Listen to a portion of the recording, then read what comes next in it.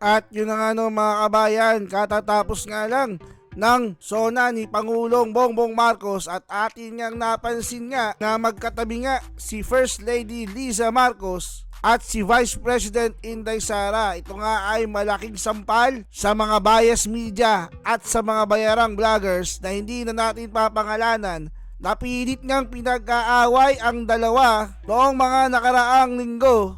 Nanimoy, akala mo alam nila ang lahat ng nangyayari sa Malacanang, ngunit kanina nga sa SONA ng Pangulo ay makikita nating nagtatawanan pa at nagbibiruan si First Lady at si VP Inday Sara.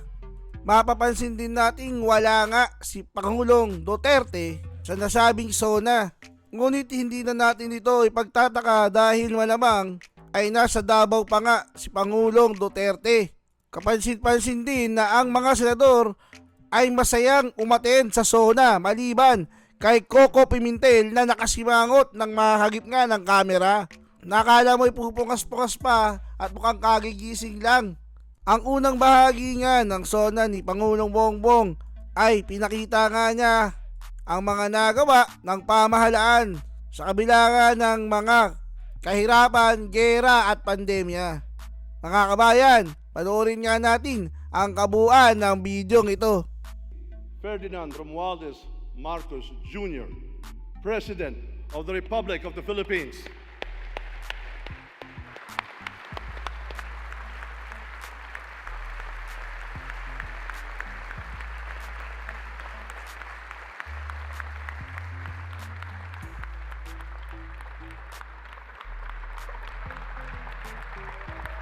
Thank you.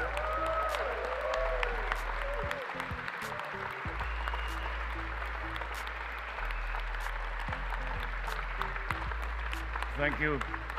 Thank you very much. Allow me to greet Vice President Sara Zimmerman Duterte, the former presidents, our former presidents, President Joseph Ejercito Estrada and President Gloria Macapagal Arroyo, Senate President Juan Miguel Zubiri, and the honorable members of the Senate, House Speaker Ferdinand Martin Romualdez, and the honorable members of the House of Representatives, Chief Justice Alexander Gismundo, and the honorable justices of the Supreme Court, His Excellency, Most Reverend Charles John Brown, and the esteemed members of the Diplomatic Corps, Executive Secretary Lucas Bersamin, and the members of the Cabinet, First Lady Luis Araneta Marcos,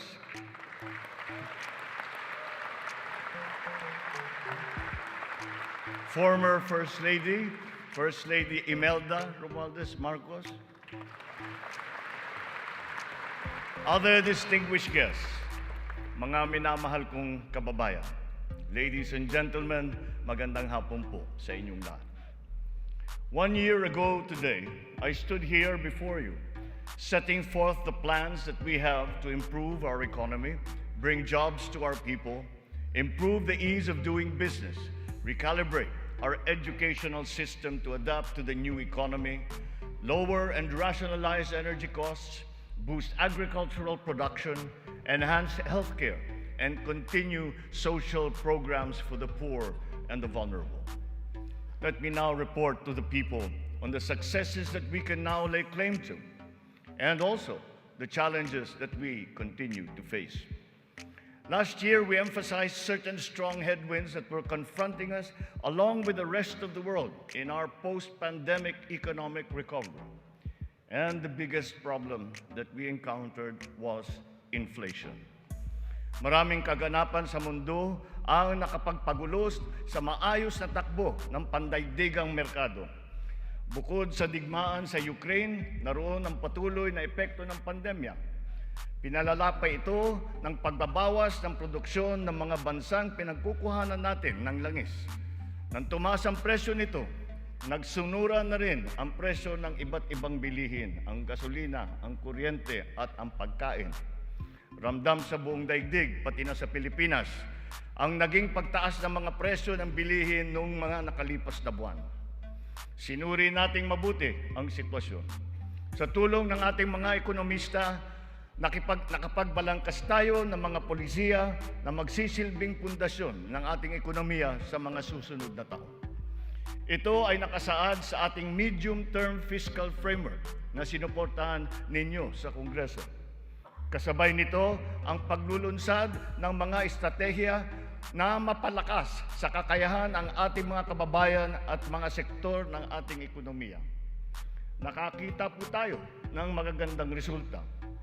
While the global prospects were bleak, our economy posted a 7.6% growth in 2022, our highest growth rate in 46 years.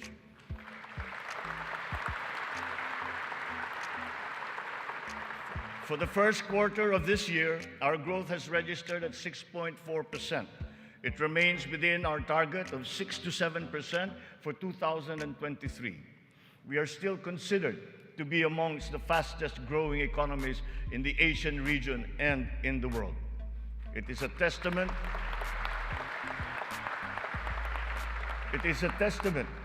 to our strong macroeconomic fundamentals. Our financial system, the nerve center of our economy, remains strong and stable. Banks, the transmission arms of our monetary policy, have strong capital and liquidity positions. Stimulated by the relaxation of pandemic restrictions, transactions once again have flourished alongside the booming e-commerce that was undeterred by the pandemic in 2022.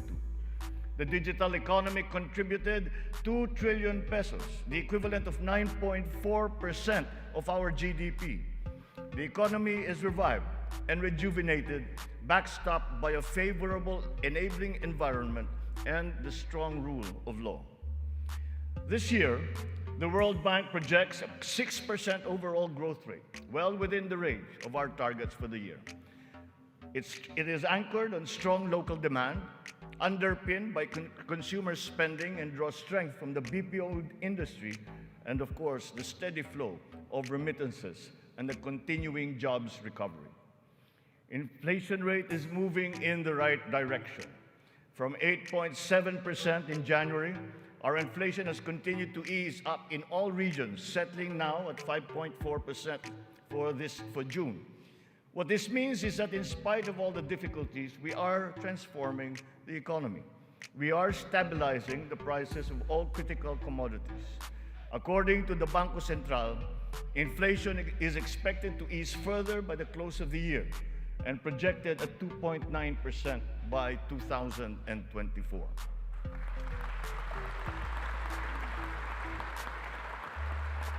On matters of the economy, there are many things over which we have no control. But over those where we do have control, we are doing everything we can. Puspusan ang ating ginagawa upang pataasin ang produksyon ng ating ekonomiya. Pinapalago natin ang mga industriya.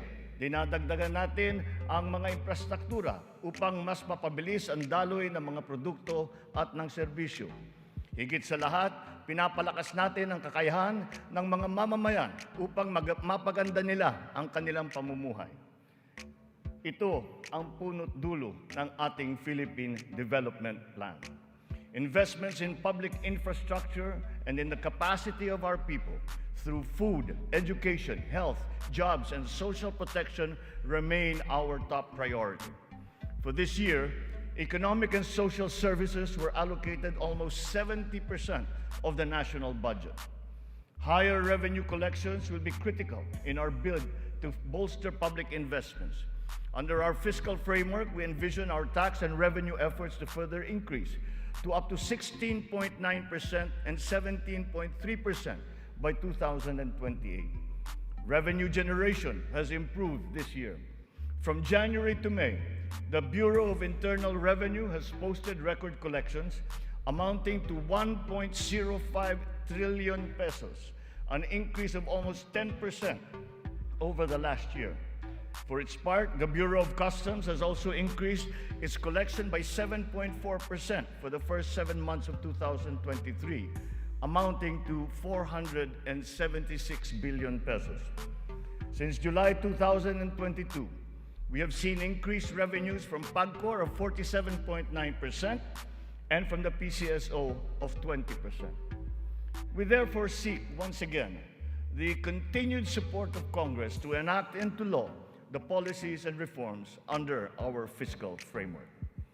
Sa mga nakalipas na buwan, nakita natin ang pagbaba ng presyo ng bilihin sa iba't ibang mga sektor.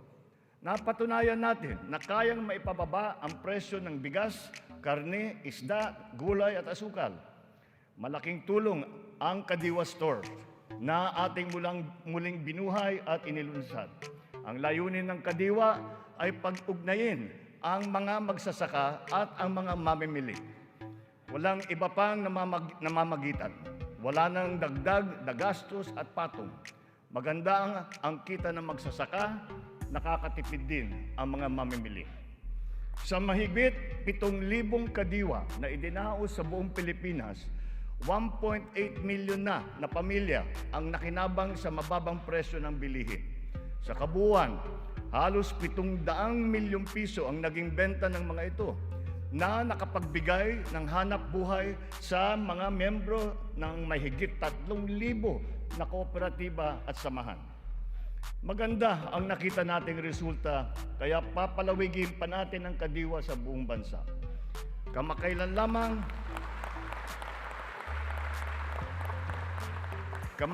lamang ay nagsanib puwersa na ang mga ahensya ng pamahalaan upang lalo pang patibayin ang Kadiwa. Katuwang natin dito ang buong sektor ng agrikultura at ang lokal na pamahalaan.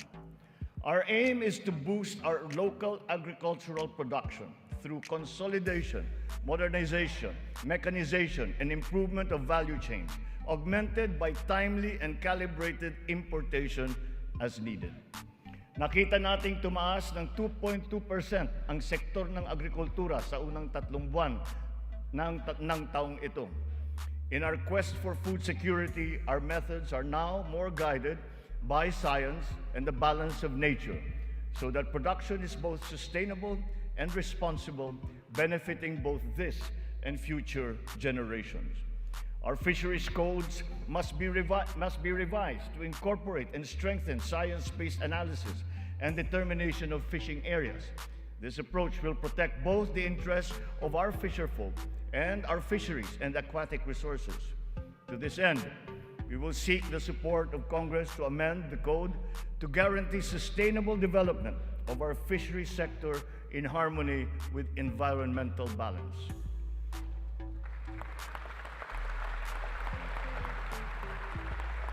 Ipinagbubuklod natin ang mga magsasaka sa pamamagitan ng farm and fisheries clustering at mga livestock multiplier farms. 300 cluster na ang ating natukoy na binubuo ng halos 900 kooperatiba at may lawak na mahigit na 200,000 hektarya ng bukirin. Upang mas mapabilis at mas mapadali ang pagbuo ng kooperatiba, kakailanganin natin ang suporta ng Kongreso na maamyendahan ang Cooperative Code. Sa pamamagitan nito, unti-unting lalakas ang kanilang produksyon at puwersa sa merkado. Totoo ang kasabihan, mas malapas basta't sama-sama. Pinapalawak natin ang kanilang kaalaman sa makabagong mga teknolohiya at pamamaraan. Isa na rito ang paggamit ng biofertilizer na gawa sa Pilipinas at subok din at maaasahan. Sa balanced fertilizer strategy, gaganda ang ani ng mga magsasaka. Hindi na nila kailangan pang umasa sa mas mahal at imported na fertilizer. Bilang tulong sa mga magsasaka, namigay ang pamahalaan ng mahigit 28,000 mga makabagong makinarya at mga kagamitan sa iba't ibang dako ng Pilipinas. Sa ilalim ng iba't ibang mga programa ng kagawaran ng agrikultura, namigay ang pamahalaan ng mahigit na 50 milyong binhi ng palay, mahigit 1 milyong binhi ng mais, at sari-saring mga binhi ng gulay. Nagpamigay tayo ng mahigit 100,000 binhi ng nyug at nagpatanim sa halos 10,000 hektarya ng lupa sa buong bansa.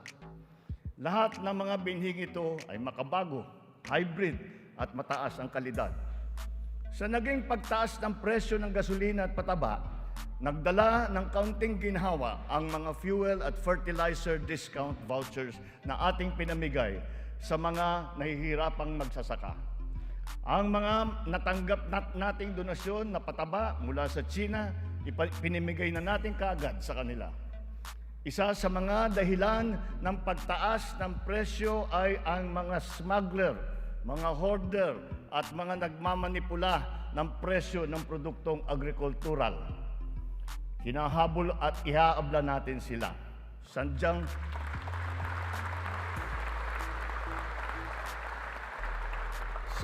hindi tama ang kanilang gawain at hindi rin ito tugma sa ating magandang layunin.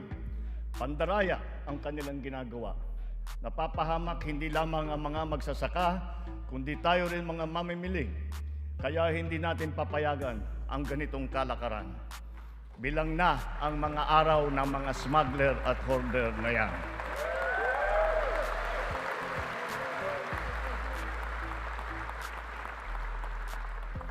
Mahalaga ang infrastruktura para masuportahan ang may 14 na milyong hektarya ng sakahan. Inayos natin ang geo-agri-map ng mga farm-to-market roads ng buong bansa upang maidugtong mabuti ang mga sakahan sa mga pamilihan. Alinsunod dito, karagdagang 600 kilometro ng mga FMR ang ating nilatag sa iba't ibang panig ng bansa. Binigyan din natin ng patubig ang mahigit na 49,000 hektarya ng bukirin sa buong Pilipinas. Nagpagawa tayo ng halos 4,000 mga karagdagang fabrication lab, production at cold storage facility na magagamit ng lahat. Sa tulong ng Kongreso, nakapagpatayo tayo ng 24 na multi-species hatcheries upang maparami ang produksyon ng mga isda. Nakabantay tayo sa anumang banta ng mga sakit at peste na maaring dumapo sa mga pananim at alagang hayop. Malapit na tayong magkaroon ng mga epektibong gamot at bakuna labang sa mga ito. Samantala, pinapalakas natin ang biosecurity levels ng mga alagang hayop bilang panlaban sa sakit. Tayo rin ay naghahanda sa El Nino na nagbabadyang tumama sa mga darating na buwan. Nagsimula na tayong maghanda at ang mga buffer stock at ang mga kagamitang patubig ay hinahanda na. Kung kinakailangan, magsasagawa pa tayo ng cloud seeding upang makapagdala ng ulan. Kasabay ng lahat na ito, hinihimok din natin ang ating sambayanan na magtipid ng tubig para sa malawakang paghanda sa banta ng tagtuyot. Tulad ng ating ipinangako, ipinagpatuloy natin ang reformang pansakahan. Mahalagang haligi ito ng sektor ng agrikultura na ating inaayos. Nitong nakalipas na taon, mahigit 70,000 titulo ng lupa ang ginawad sa mga benepisyaryo ng reformang agraryo.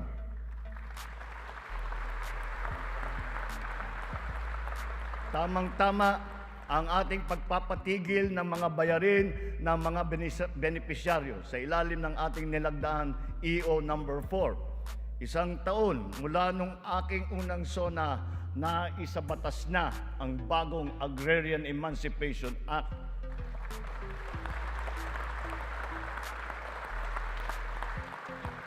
Dahil dito, ang 57 billion piso ng utang na pinapasan ng mahigit 600,000 benepisyaryo ay tuluyan ng nabura.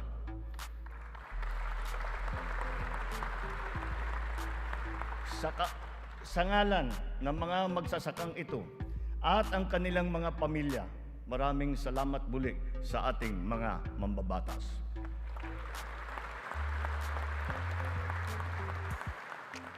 Ang tubig ay kasing halaga rin ng pagkain. Kailangan natin tiyakin na may sapat at malinis na tubig para sa lahat at sa mga susunod na salinlahi. Kasama na rito ang tubig na ginagamit natin para sa sakahan. Considering its fundamental importance, water security deserves a special focus. Our efforts must not be scattershot, but rather cohesive, centralized, and systematic. So given that urgency, We have created the Water Resources Management Office to specifically handle the delicate job involving this most precious resource. Nakikipag-ugnayan tayo sa Kongreso upang maipasa ang batas para sa pagbuo ng isang Department of Water Resource Management.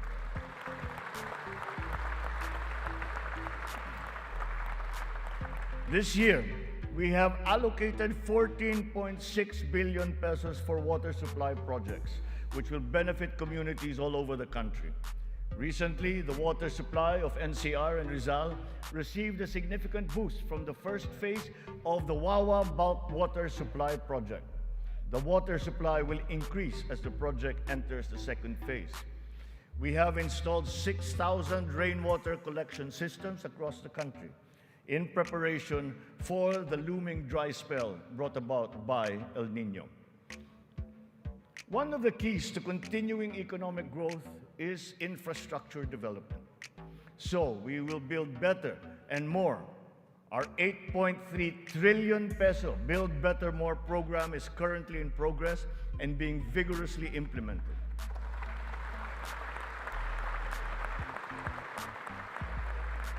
Ang buong bansa ay makikinabang sa 174 na proyekto sa ilalim ng programang ito. Hindi lamang natin pinapagpatuloy ang mga nasimulan ng mga proyekto, lalo pa natin pinapalawak. Kaya naman, ang 123 proyekto dito sa Build Better More program ay bago. The flagship projects cover investments in the areas of physical connectivity, water resources, agriculture, health, digital connectivity, and energy. Physical connectivity infrastructure, such as roads and bridges, seaports, airports, mass transport, account for 83% of this program. Our infrastructure spending will stay at 5 to 6% of our GDP.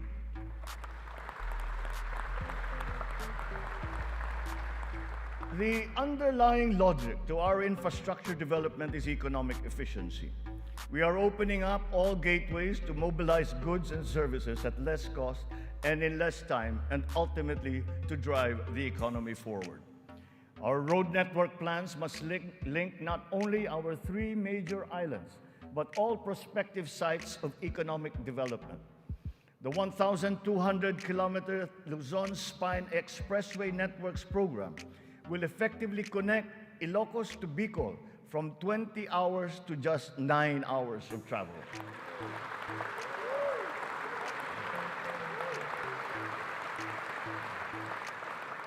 Under the Mega Bridge program, 12 bridges totaling 90 kilometers will be constructed, connecting islands and areas separated by waters. The program notably includes the Bataan-Cavite Interlink Bridge and the Panay-Guimaras-Negros Island Bridges, each spanning 32 kilometers, and also the Samal Island Davao City Connector Bridge.